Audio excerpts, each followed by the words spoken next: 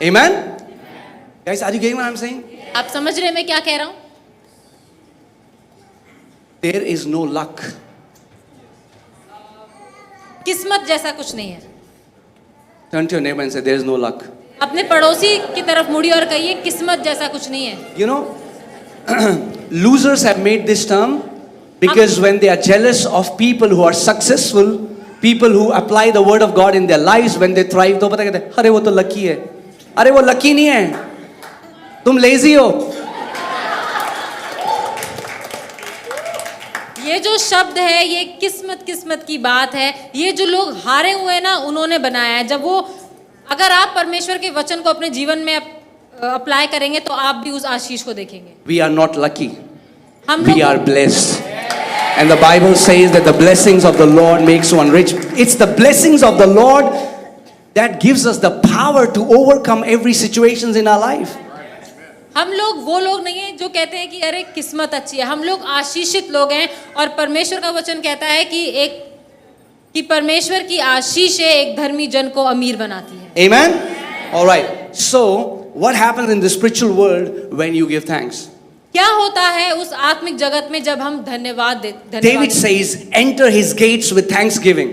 दाऊद कहता है कि उसके फाटकों में धन्यवाद के साथ प्रवेश करो। Thanksgiving is like access card.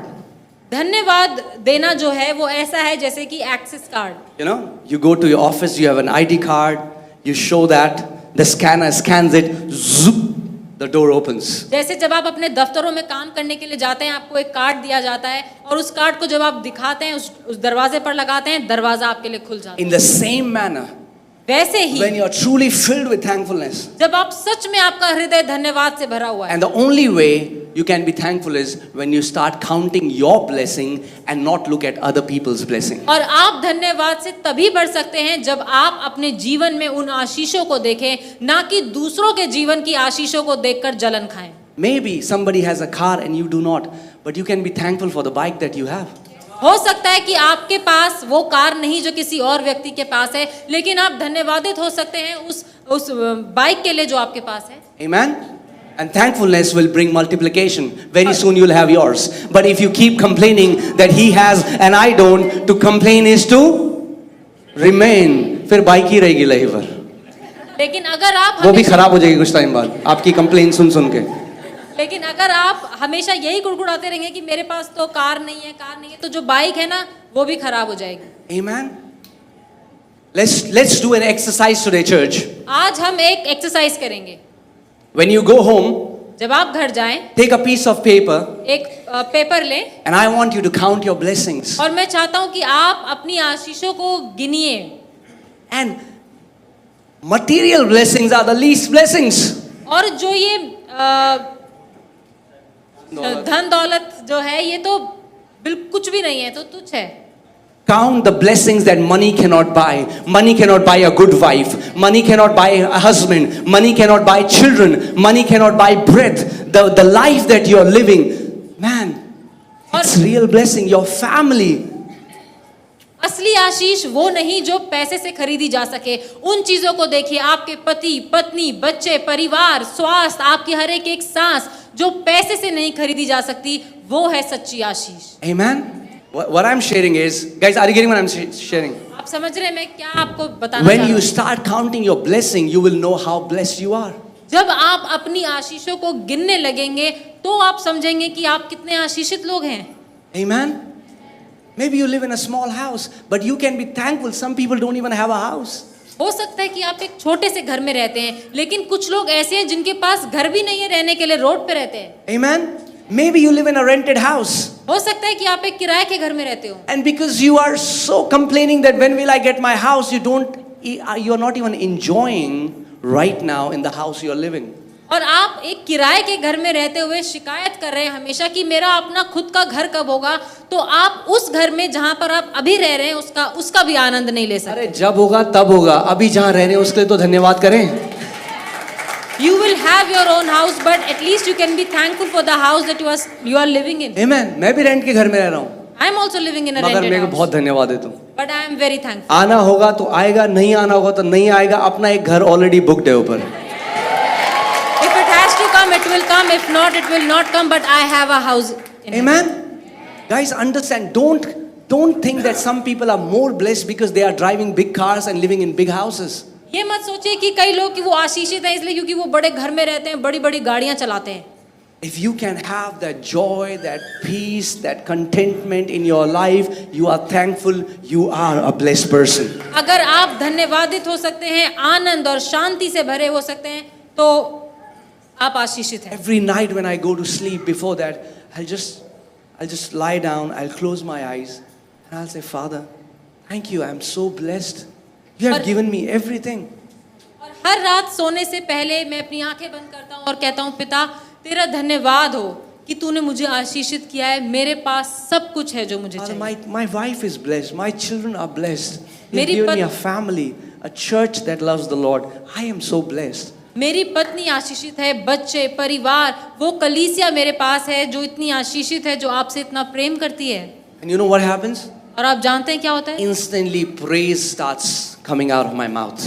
एकदम से अपने आप ही परमेश्वर की स्तुति मेरे No मुंह से matter how निकलने tired लगती I है. am, my hand would be lifted up and I would start praising Him. फर्क नहीं पड़ता मैं कितना थका हुआ हूँ, लेकिन मेरे हाथ खड़े हो जाते हैं और मैं परमेश्वर की आराधना And करता that's what David is saying. हूँ. और यही है जो दाऊद कह रहा है David's saying, we enter His gates with thanksgiving. कि हम- Jesus is living inside of us, yes. But what thankfulness does is, it makes you conscious of that indwelling presence. It stirs up that presence, and instantly you feel connected with Christ who already is in you. यीशु मसीह हमारे अंदर ही रहता है, लेकिन जब हम धन्यवाद करना शुरू करते हैं तो हम इस बात के लिए संवेदनशील हो जाते हैं कि वो हमारे अंदर रहता है और हम उसके साथ वो सहभागिता करने लग जाते हैं. Some people say, I never feel God. कुछ लोग कहते हैं मुझे तो कभी प्रभु महसूस ही नहीं होता. Yeah, because you're always complaining. इसीलिए क्योंकि आप हमेशा शिकायत करते रहते हैं. Start thanking Him. Start counting little blessing and start saying thanks. You know what will happen? This praise will start exploding from your heart. आप धन्यवाद करना शुरू करिए छोटी छोटी बातों के लिए, हर एक बात के लिए, और उसके बाद स्तुति आपके अंदर से फूटने लगेगी. Can I say this, church? क्या मैं ये कह सकता हूँ? A thankful person cannot be a depressed person. एक धन्यवादित व्यक्ति कभी भी उदासी में नहीं रह सकता. It's not possible. ये ऐसा संभव Try ही doing नहीं. it. करके देखिए. Start saying, thank you, Father. I am so blessed. Thank you, Father, for the family. Thank you, Father, for my husband, for my wife. आप धन्यवाद देना शुरू करिए कि धन्यवाद प्रभु इस नौकरी के लिए, बीवी, बच्चों, परिवार के लिए, और उसके बाद कोई ऐसे निराश नहीं रह सकता. Depression is nothing but just dwelling on negative, toxic thoughts. उदासी में रहना कुछ भी नहीं, लेकिन सिर्फ नकारात्मक गलत सोच विचार में उन्हीं के बारे में सोचते रहना, उसी को उदासी. It's the sickness of the soul. It's a psychosomatic disorder. It's not something, your body is all fine. The hardware is all fine. A virus has entered in the software. आपके शरीर में कोई दिक्कत नहीं है. उदासी का मतलब है कि आपके प्राण में दिक्कत है. आप गलत बातों पर, नकारात्मक बातों पर आप सोच विचार कर रहे हैं. Amen. So what happens is, guys, a thankful person, I'm telling you, will have encounters with God. A thankful person will have revelations given to that person. A thankful person will have visitations from God. A thankful person will all the time living in that joy. That fountain of joy would be flowing out from a thankful person. एक धन्यवादित व्यक्ति के हमेशा साक्षात्कार होंगे परमेश्वर के साथ. उसे नए नए प्रकाशन मिले जाएंगे और स्वर्गदूत आकर उससे मिलेंगे. हमेशा वो व्यक्ति जो है धन्यवादित से भरा हुआ आनंद में रहेगा. Amen. Sometimes me and Monu, we still cry. We say, God, why are you so good to us? और हम कई बार, हम लोग, मैं और मोनू, हम रोते हैं और हम कहते हैं प्रभु तू हमारे साथ इतना अच्छा क्यों है? What have we done that you are so good to us? हमने ऐसा किया ही क्या कि तू हमारे साथ इतनी भलाई करता है? But then it's not about what we do. It's about because He's good. लेकिन ये हमारे बारे में नहीं है कि हम क्या करते हैं, लेकिन क्योंकि वो भला है. Amen. So guys, what it does in your spirit is, man, this joy, this fountain of joy starts flowing. आपकी आत्मा में क्या होता है जब आप धन्यवाद देना शुरू करते हैं कि आपके आत्मा में आनंद का एक फुवारा बहने लगता है. Amen. Let's start seeing what happens in your soul. अब देखते हैं कि आपके प्राण में क्या होता है. Okay, tell me, how many people have felt down or depressed in their lives ever? आप में से कितने लोगों ने अपने जीवन में Show me. कभी निराशा या उदासी को महसूस Come on, किया guys. है? We all have, right? हम सब ने There किया are है। times when we feel low. There are times when we feel discouraged. We need some encouragement, right? ऐसा कई बार होता है कि हम अपने जीवन में निराशा या उदासी को महसूस करते हैं और जरूरत होती है कि कोई हमें प्रोत्साहित करे। You feel heavy. How many people feel heavy? How many people have felt कई heavy? लोगों को ऐसा लगता है कि हमारे ऊपर बड़ा भार है। I want to tell you something that you will never feel heavy. मैं आपको कुछ ऐसा बताऊंगा जिससे आप कभी भी उस भारीपन को महसूस Bye नहीं bye heaviness. Bye bye. Amen. Isaiah 61 verse 3. यशाया 61 उसका 3। To console those who mourn in Zion, to give them beauty for ashes, the oil of joy for mourning, the garment of praise for the spirit of heaviness. और सियोन के विलाप करने वालों के सिर पर की राख दूर करने के सुंदर पगड़ी बांध दूं कि उनका विलाप दूर करके हर्ष का तेल लगाऊं और उनकी उदासी हटाकर यश का ओढ़ना उड़ाऊं। Amen. If you are feeling heavy, यदि आप भार महसूस कर रहे हैं अपने जीवन में, the Bible says this is the spirit of heaviness. The Bible says the antidote to that is the garment of praise. When you start praising God, not singing songs, but praising God that is born out of a thankful heart, man, that heaviness will lift up. Bible बताती है कि जो ये भार है इसकी एक आत्मा है और इसकी दवाई यही है कि जब आप स्तुति सिर्फ गीत नहीं लेकिन जब आपके हृदय से परमेश्वर के लिए स्तुति निकलने लगे तब ये जो भारीपन है ये चला जाता है। That means thankfulness is equal to joyfulness.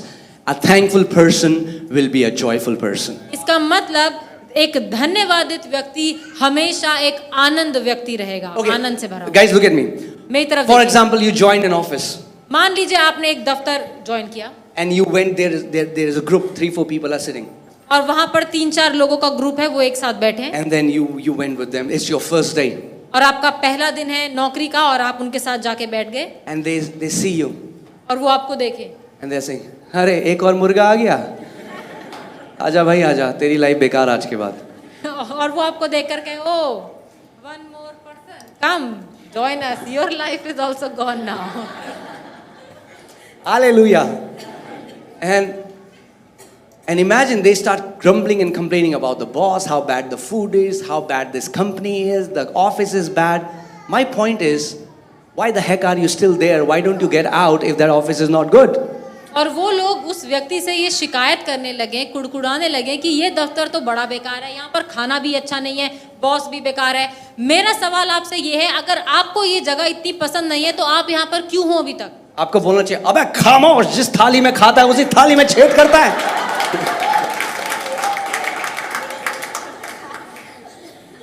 Amen?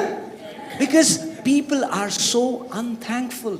क्योंकि लोग हमेशा शिकायत करते रहते हैं। Because of that job, they are able to pay their bills. Because of that job, they are able to pay the fees of their kids. Because of that job, their house is running, and still they come sit in the same office and complain about their boss, complain about their office, because we are living in an unthankful and ungrateful generation. उसी नौकरी की वजह से जो आपको तनख्वाह मिलती है उसी से वो लोग अपना घर चला रहे हैं, बच्चों की फीस दे रहे हैं, लेकिन फिर भी शिकायत कर रहे हैं। और यही है कि जब उनका हृदय धन्यवाद से नहीं भरा हुआ। I don't care how many Bible verses you can quote. If you live like that, man, that's not the way righteous people are supposed to live. इस बात से फर्क नहीं पड़ता कि आपको बाइबल की कितनी आयतें याद हैं, लेकिन अगर आप एक ऐसा जीवन जी रहे हैं जहां पर आप सिर्फ शिकायतें कर रहे हैं और धन्यवाद नहीं कर रहे हैं, तो ये ऐसा जीवन एक धर्मी जन के लिए नहीं है। Tell me, how would you feel after meeting these guys? Will you go like this? Hallelujah! I'm so encouraged. Woo! आपको कैसा लगेगा अगर आप ऐसे शिकायत करने वाले लोगों से मिलेंगे? क्या आप खुशी से भरे हुए होंगे और You know, बोलेंगे, you are "हाँ, मैं बड़ा so खुश हूँ"? joyful that I've joined this company. You will come out like this. यार सही कंपनी करी ज्वाइन या नहीं करी, पता नहीं क्या होगा लाइफ के साथ। इतनी खुशी खुशी आपने पहले दिन अपने ऑफिस गए और वहां पर लोगों ने ऐसी बातें कर दी तो निराशा तो होगी। Understand, unthankfulness is like a flu. It spreads. समझिए इस बात को, शिकायत करना एक फ्लू की तरह है जो फैलता है। They gave you their flu and now you are coming back. And now you go home and your parents and your wife or your family, they are excited. How is the company? Like, ठीक ही है, खास नहीं है. You were so excited to join that company a day before, but because you met some grumblers and complainers. आप I पहले hope you get it. पहले तो आप इतने खुश थे कि आपको ये नौकरी मिली, लेकिन फिर जब आप ऐसे लोगों से आप मिले जिन्होंने इतनी शिकायतें करी, इतना बुड़बुड़ाए, आप निराशा में आ गए और जब आप घर गए सबने आपसे पूछा कैसा रहा पहला दिन, तो आपने कहा हाँ ठीक ही था, कुछ खास. If you want to live a joyful life, you have to make a decision that I will not associate with grumblers and complainers who are always negative and speaking bad about others. अगर आप चाहते हैं कि आप एक ऐसा जीवन बिताएं जहां पर आप हमेशा आनंदित रहें, तो आपको ये निर्णय लेना जरूरी है कि आप ऐसे लोगों के साथ संगति नहीं करेंगे जो हमेशा शिकायत करते रहते हैं और बुड़बुड़ाते रहते हैं. Telling you before God's presence, I have known such people. To complain is to remain. They are exactly at the same level, still bitching about others. They have one job. They will meet every day, speak bad about everybody else, and they are there from years. Don't be that person. और मैं आपको बता रहा हूँ परमेश्वर के सामने, मैं ऐसे लोगों को जानता हूँ जो सालों से उनका कुछ काम नहीं है, वो रोज मिलते हैं, औरों के बारे में शिकायतें करते हैं, बुरी बुरी बातें करते हैं, और वो आज भी वहीं पर बैठे हैं जहाँ पर सालों पहले. It's your life. You make the decision. ये आपका जीवन है और निर्णय आपको लेना But है. a thankful person will keep on growing, keep on multiplying, keep on going higher and higher. लेकिन एक धन्यवादित व्यक्ति हमेशा बढ़ता चला जाएगा, ऊंचाइयों पर जाता रहेगा. Now imagine you went to meet another group of people. अब मानिए आप एक दूसरे लोगों के पास गए. And they say, hey man, we are so excited that you have joined this company. You can grow well. And they start to encourage you. And they start to, pump life into you. How would you come out of that group? और जब आप इन लोगों के पास गए तो वो कहें अरे बहुत अच्छा कि तुमने इस कंपनी को ज्वाइन किया, हम तुम्हें बताते हैं ये कंपनी बहुत अच्छी है, यहाँ पर तुम बहुत तरक्की कर सकते हो. तो सोचिए फिर कि आप कैसे उस जगह से बाहर आएंगे. Church, that's why the Bible says the righteous should choose his friends wisely. इसीलिए बाइबल बताती है कि एक धर्मी जन को अपने दोस्त बहुत सोच समझकर चुनने चाहिए. A person in company of grumblers and complainers will become one very soon. एक व्यक्ति जिसकी संगति ऐसे लोगों के साथ है जो हमेशा शिकायत करते रहते हैं, तो वो खुद भी बहुत जल्दी एक शिकायत करने वाला व्यक्ति बन जाए. If you are with eagles, you will fly like eagles. If you spend time with chickens, you will become a chicken very soon. अगर आप उन लोगों के साथ संगति करते हैं जो उकाब के नाए हैं, तो आप वही बनेंगे. लेकिन अगर आप ऐसे लोगों के साथ हैं जो चिकन है, पक पक पक पक, जो मुर्गी की तरह है, तो आप वही बनेंगे. Amen. Eagle. How many people have seen eagle flying soaring आप में से high? कितने लोगों ने चील को देखा है कैसे वो उड़ती है? Eagle soars. जो चील है वो हवा में कैसे उड़ती है? And then one time it will flap the wing, and then it will soar. जो चील है जब वो उड़ती है तो वो एक बार अपना पंख फड़फड़ाती है और फिर उसके बाद हवा में ऐसे उड़ने लगती है. It goes high. और ऊपर ऊपर की तरफ जाती है. Have you seen chickens? आपने कभी मुर्गी को देखा है? And they fly till here. वो अपने पंख कितने ज्यादा फड़फड़ाती है और सिर्फ जमीन से इतना ही उड़ पाती है. You decide you will be a chicken or you will be an eagle.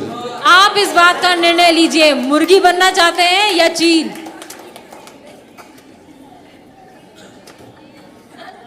Amen? It's your decision, church. ये आपका निर्णय है. The first thing is, man, run away from grumblers and complainers because they are going to ruin your destiny. And take it seriously what I'm saying. It matters the most. Your life matters. इस बात को ध्यान से सुनिए. अपने जीवन से उन लोगों को हटा दीजिए जो हमेशा शिकायत करते रहते हैं, कुड़कुड़ाते और बुड़बुड़ाते रहते हैं. वो आपकी जो डेस्टिनी है उसको खराब कर देंगे. Amen? Anyway, now let's